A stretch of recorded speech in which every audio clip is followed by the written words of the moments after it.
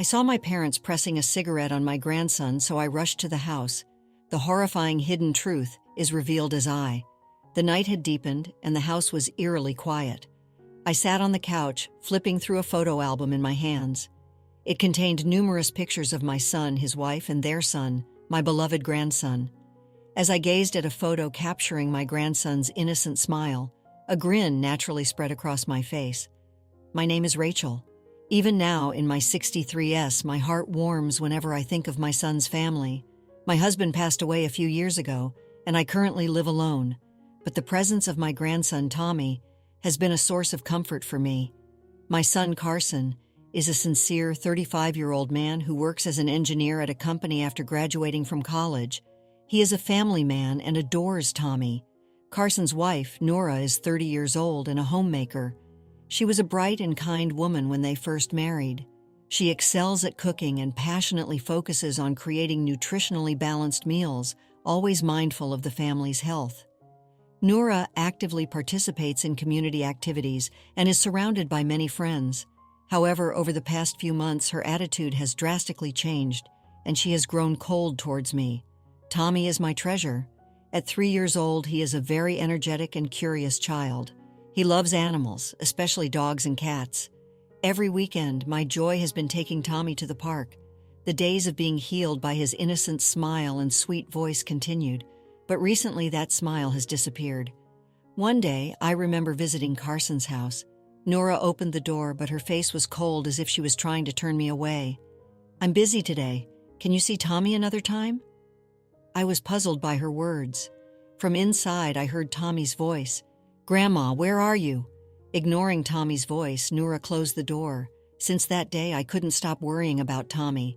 I used to play with him often and feel reassured seeing his innocent smile, but recently that smile has vanished. Something has changed.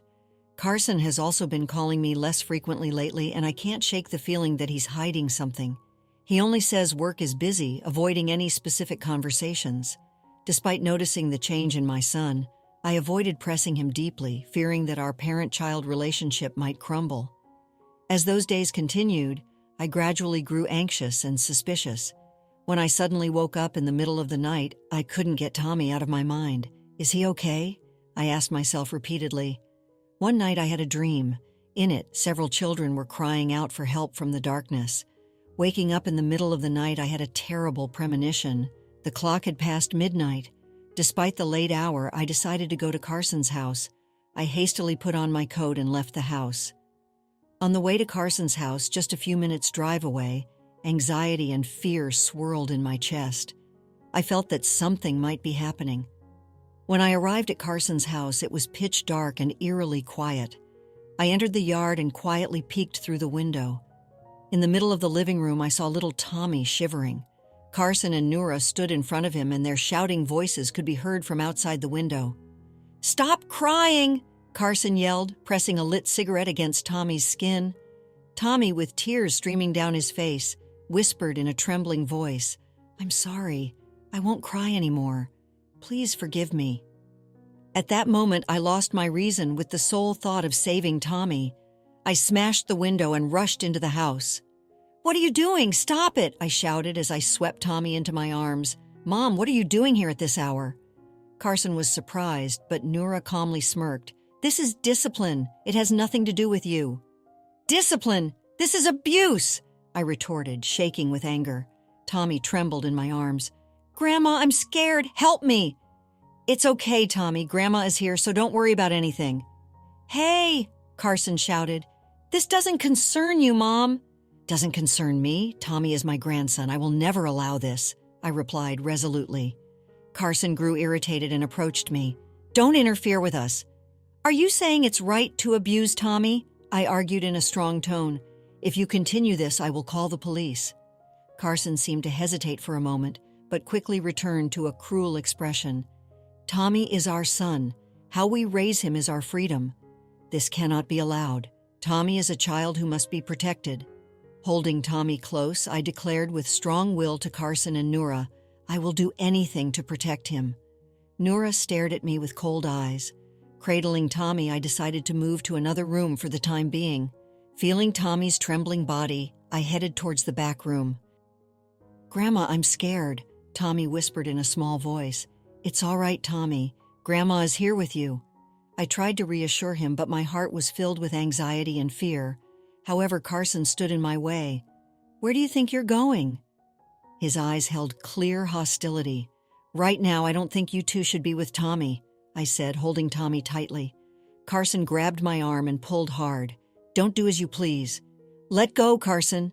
I shook off his hand and started walking towards the back room. The door to the back room was slightly ajar. As I entered, the room was dark, lit only by a dim light bulb. Old furniture and boxes were piled up in the corner of the room. I walked to the middle of the room, holding Tommy. At that moment, I felt something strange under my feet. I stared at the floor, and when I lifted the old carpet, I found a door hidden there, like an entrance to a basement. I didn't know this house had a basement. With a vague sense of foreboding, I decided to open that door. I set Tommy down beside me for a moment and opened the door. As I felt the cold air, I heard a faint voice from below. "Help!" It was a weak voice. I was so shocked that I felt terror. Holding Tommy again, I descended the stairs with trembling hands and stepped into the basement. To my utter disbelief, I found several children trapped there. They were wearing filthy clothes, their faces pale with fear and exhaustion. "Who are these children? Where did they come from?" My mind was in turmoil, but I composed myself upon seeing the children's expressions. I had to help them now. "It's okay, don't be afraid," I gently called out to them as I approached. "Will you help us?" one little girl asked, crying. "Yes, I'm going to help you. I'll get you out of here." Although I didn't fully understand what was happening, I instinctively knew that I had to get these children to safety somehow. So I told them, "Everyone stays calm. I'm going to lead you out of here, so from now on, listen to what I say and act accordingly." Then I took their hands and had them climb the stairs one by one. After rescuing the children from the basement, I returned to the living room. There, an angry Carson and Noura were waiting. Their expressions held no hint of remorse. Rather, they were overflowing with hatred. "What have you done, Mom?" Carson shouted. "You've ruined everything." "Who are these children? Tell me why you were abusing them and Tommy," I retorted with a resolute attitude. "It's none of your business, is it?" Noura screamed. "This is our problem. You don't understand anything." "No, it is my business. Tommy is my grandson, and these children are so frightened. I'm here to protect them." "Explain why you're doing this," I said in a stern tone. Carson hesitated for a moment, but then began to speak after a deep sigh. "It was all for the money. For money." My voice trembled with anger. "We had no choice." Carson's voice was tinged with anguish. "Our debts had grown too much, and we had no prospect of repaying them. If someone didn't make a sacrifice, we were about to go bankrupt. So after taking in the children, we made deals through the internet.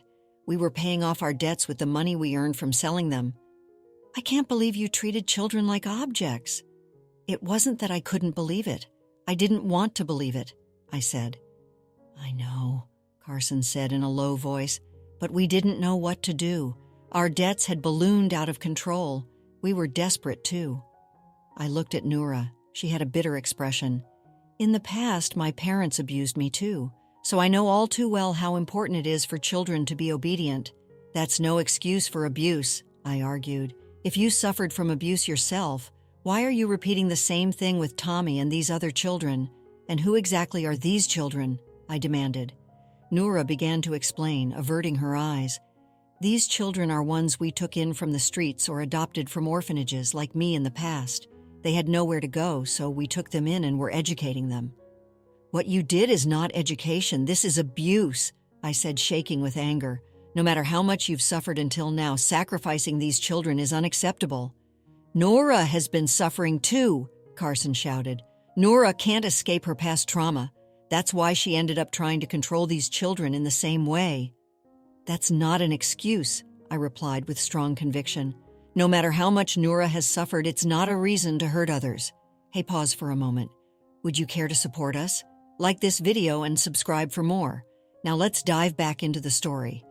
With those words, I reached for the phone in the living room. I intended to call the police. However, Noura snatched the phone from my hand. "What are you doing?" Noura said with an angry expression. "I'm calling the police for help," I shouted back. "Treating these children like this is unacceptable." "I won't let you call the police," Noura smashed the phone against the wall, breaking it. I flinched for a moment, but quickly pulled out my smartphone to try calling the police this time. Carson grabbed my smartphone with incredible force. "Mom, please stop," Carson said in a low voice. "We have to escape from here." I thought, everyone follows me. I signaled to the children with my eyes and started running towards the door of the house. When I opened the door, the cold night wind greeted us. We ran desperately through the darkness. "This way!" I entered the yard of the neighboring house. The children desperately followed me. "Wait, come back!" Carson was shouting from the house, but I proceeded without looking back. I knocked on the door of the neighboring house. "Please help." After a while, John, the neighbor, opened the door. His sleepy face instantly changed to a surprised expression. "Rachel, what's going on at this late hour?" "Please call the police. These children are being abused," I pleaded desperately. John quickly grasped the situation and welcomed us into his home, saying, "Come on in." He took out his smartphone and reported to the police. "They said they'll be here right away," John informed me after finishing his conversation with the police. "It's okay now," I said, hugging the children. "The police are coming and they'll protect you." The children clung to me, crying, and Tommy also had a relieved expression on his face. After a little while, police sirens began to sound in the distance. Inside John's house, the children were clinging to me but gradually regaining their composure. "It's all right now, the police are coming to help," I told them gently. Soon, red and blue lights streamed through the windows, and several police cars stopped in front of John's house. Police officers could be seen hurrying towards the house. "Over here!" John opened the door to welcome the officers. I stood up and said to them, "Please protect these children. They're being abused by my son and his wife." "Understood. We'll handle this immediately." One officer nodded firmly and requested backup on his radio. At that moment, Carson and Noura could be seen outside.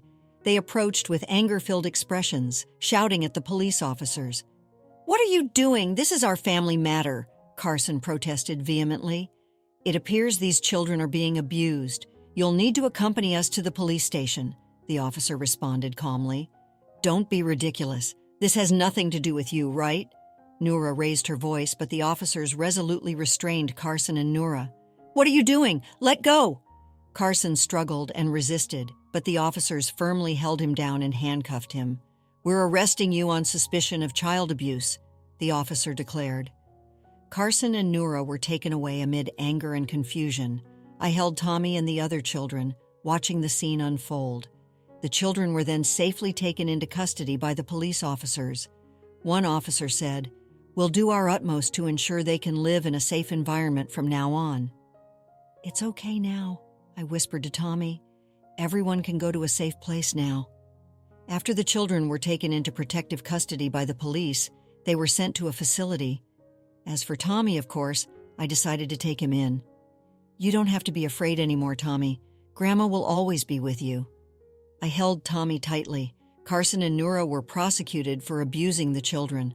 On the day of the trial, I went to the courthouse with Tommy.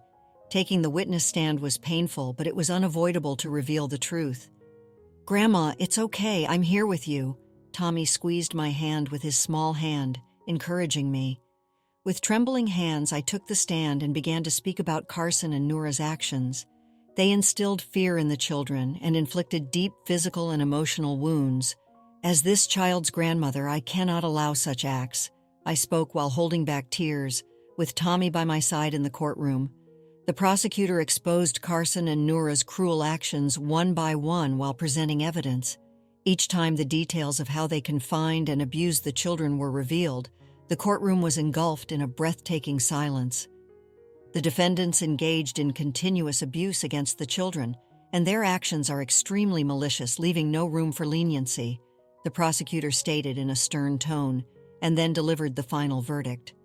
The defendants, Carson Johnson and Noura Johnson, are each sentenced to 25 years in prison. The moment the judge made the announcement, the courtroom erupted in murmurs and applause. Carson and Noura covered their faces and broke down crying. "Mom, Tommy, I'm sorry," Carson mumbled while weeping, but his words no longer resonated in our hearts. After the trial, I thought about what to do with the children. They needed a safe and secure place. After consulting with a lawyer, I decided to take them in as well. "Rachel, are you going to take them in?" the lawyer asked cautiously. "Yes, they need a home and I can provide that home for them," I answered with strong determination. "I understand. Let's proceed with the process. It may take some time, but your love will create the best environment for them." The lawyer smiled and began preparing the necessary documents. As the process progressed, I spent time with the children and worked to gain their trust. Every day, I played with them, talked with them, and made sure they felt safe and comfortable. Finally, the day came when I formally took the children in. The final procedures were completed and I officially became their guardian. "From now on, you are all part of my family. You can live here with peace of mind," I said to the children with a smile. Tommy squeezed my hand and said, "Grandma, thank you for protecting us."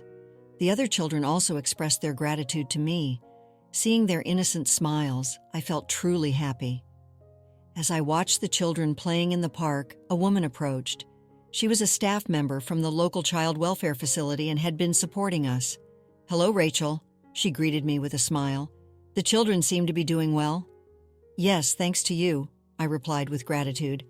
"We couldn't have come this far without everyone's support." "I'm glad to hear that," she smiled kindly.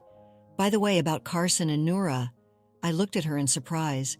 "Did something happen to them?" "They are undergoing a rehabilitation program in prison, and I've heard they are facing their mistakes and reflecting on them," she continued in a gentle tone. "I hope they sincerely repent." I listened to her words with mixed feelings. While it was important for Carson and Noura to acknowledge their mistakes and repent, it wouldn't heal our past pain. Still, I couldn't help but wish for them to change. Months passed, and our new life continued with peaceful and tranquil days. The children gradually freed themselves from their past fears and grew with a bright future in mind. We spent each day deepening our bonds as a family in our new home. Tommy attended a new school and made many friends. His energetic smile was adored by his classmates, and he enjoyed his school life. After school, playing soccer with his friends became his daily routine. "Grandma, we had a soccer match today. I scored a goal," Tommy reported excitedly. "That's wonderful, Tommy. You're very skilled," I praised him while patting his head, delighted by his growth. His smile was my greatest treasure. The other children also adapted to their new lives. Many of them received specialized counseling to heal their emotional wounds. In our home, we prioritized creating an environment where they could feel safe and showering them with love. A girl named Olivia began to exhibit a talent for art. She loved to draw, and her artwork started decorating the walls of our home. One day, she showed me a picture. "Aunt Rachel, look at this. It's a picture of flowers that I drew," Olivia said proudly. "It's truly beautiful, Olivia. Your paintings always warm my heart." I praised her talent and encouraged her to draw more. Her art became a healing presence for the whole family. A boy named Jamie excelled in sports and became obsessed with American football. He joined a local team and looked forward to the weekend games. "Aunt Rachel, I was chosen as the MVP today," Jamie reported happily. "That's amazing, Jamie. Your hard work paid off." I patted his back in encouragement. His smile was proof that he was overcoming his past struggles. A child named Lily made many friends at her new school and became an outgoing child. She was sociable and loved to take on new challenges every day. Every time I saw her smile, I felt truly happy. "Grandma, I learned a new dance at school today," Lily said joyfully. "That's wonderful, Lily. Next time, teach me that dance too." I smiled at her cheerful demeanor. Her energy and brightness brought vigor to the whole family. We made sure to have family time every weekend to deepen our bonds as a family. We enjoyed various activities like watching movies and cooking together. Through this, the children fostered a sense of security and began to develop an awareness of being part of a family. One day we were enjoying a picnic in the garden. Tommy and the other children were playing on the lawn. "Grandma, when I grow up, I want to be a soccer player," Tommy said with sparkling eyes. "That's a wonderful dream, Tommy. Grandma will support you in pursuing any dream you have," I replied gently. The other children also shared their dreams. Olivia said she wanted to be an artist. Jamie aspired to be a professional American football player, and Lily dreamed of becoming a dancer. "I will support all of your dreams. Your futures are bright," I said to them with a smile. We cherished the time we spent together and deepened our family bonds. Although the painful experiences of the past may never completely disappear, we vowed to move forward together. "Let's continue to live happily together forever," I silently pledged in my heart, watching over the children's smiles and taking a new step forward. Let's conclude the story shortly. The years that followed were filled with laughter, love, and the gentle hum of a family finally whole. The children thrived, their childhoods no longer haunted by fear, but filled with the promise of a bright future. Olivia's artwork graced art shows, Jamie's football skills earned him a scholarship, and Lily's dancing was a joy to behold. Tommy, ever the energetic one, became a star on his soccer team, his smile as bright as the sun. I, Rachel, found solace in their happiness. The pain of the past was a shadow, a reminder of the darkness they had escaped, but it was a shadow that could no longer touch them. I watched them grow, their laughter echoing through the house, their dreams taking flight, and I knew with a heart full of gratitude that I had done the right thing. The children, once lost and broken, had found a home, a family, and a future filled with hope, and in their happiness, I found my own. After experiencing the full journey of our story, we'd love to hear your thoughts.